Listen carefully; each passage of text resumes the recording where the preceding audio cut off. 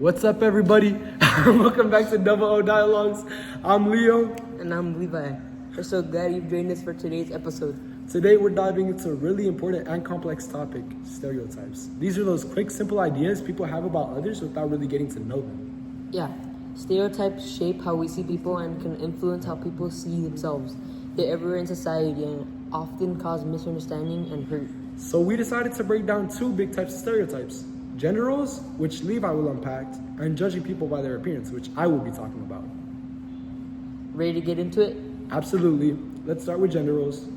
So, gender roles are basically the expectations society has about how boys or girls should behave, what's normal or acceptable for each gender. And those expectations get passed down like tradition, from families, media, schools, and their culture. Exactly. For example, boys are often expected to be strong, brave, and not show emotions. Girls might be expected to be gentle, nourishing, and focus on looks. And this starts really early, right? Yes, often from the moment a child is born. Things like the color of their clothes, the toys they're given, and how adults talk to them all reinforce these roles. Like blue for boys and pink for girls to represent. Yep, simple things like that send powerful messages, and kids pick up on these cues, shaping how they see themselves and what they think they're supposed to do. The problem is, not everyone fits these boxes. Some boys might be sensitive or love activities like dance or art. Some girls might want to be tough athletes or engineers. But when people don't fit the expected roles, they can face teasing, bullying, or feel like they have to hide important parts of themselves just to fit in. Not just about hobbies either at this point.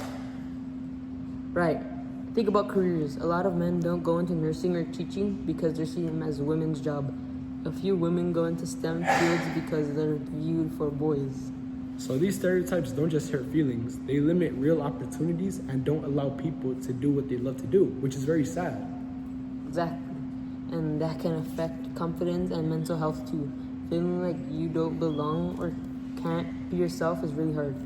So, how do we challenge these stereotypes? The first step is awareness, realizing these ideas are outdated and not facts. Parents and teachers have a huge role in this. Encouraging kids to explore different interests without judgment is key. Absolutely. And media helps too. Seeing characters in movies and shows who break gender norms, open minds, and give permission to be different. Like strong female superheroes and sensitive male characters. Exactly. And even small changes in language help. Instead of saying that's not for girls, say anyone could do that. It makes a big difference. I remember my sister loved soccer, but got teased because it was a boy sport. But she stuck with it, and she became really amazing at it. She's proof stereotypes don't hold up. She's living proof that she can break through like the cultural norm. Stories like that inspire people to break free and be themselves. Switching gears, I want to talk about judging people by their appearance. This is something we all do without even realizing it. Yeah, snap judgments are natural but often wrong. For example, I used to think that someone with tattoos might be tough or rebellious, but later I found out they were one of the kindest people I know.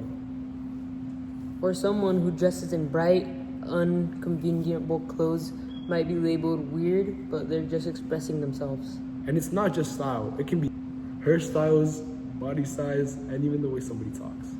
Appearance is often a part of identity and self-expression. Judging that, it is judging who they are inside.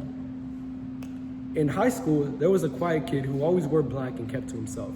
I thought he was unapproachable, but when I talked to him, he was like low-key kind of kind. And that's like really nice because as a person, I would assume that he was at least quiet, mean, rude, and disrespectful. But that's not true at all. You don't know somebody until you get to see, you don't know somebody just by the way they look. You need to get to know them. That's a great example.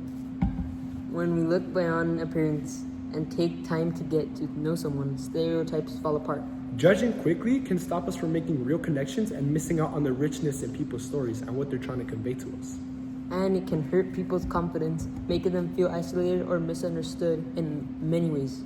That's why I try to pause before I judge people, because it's a habit, but it's worth it. Because if we can get to know people before we judge them, it tells us a lot about them, and it shows a lot about our character. Because instead of judging them up front, we actually get to know them. Let's take a step back and ask, why do people stereotype? But those shortcuts oversimplify and don't capture the complexity of real people. Plus, stereotypes often come from culture and media that we absorb without questioning. So it takes effort to challenge those ideas and think critically. Exactly.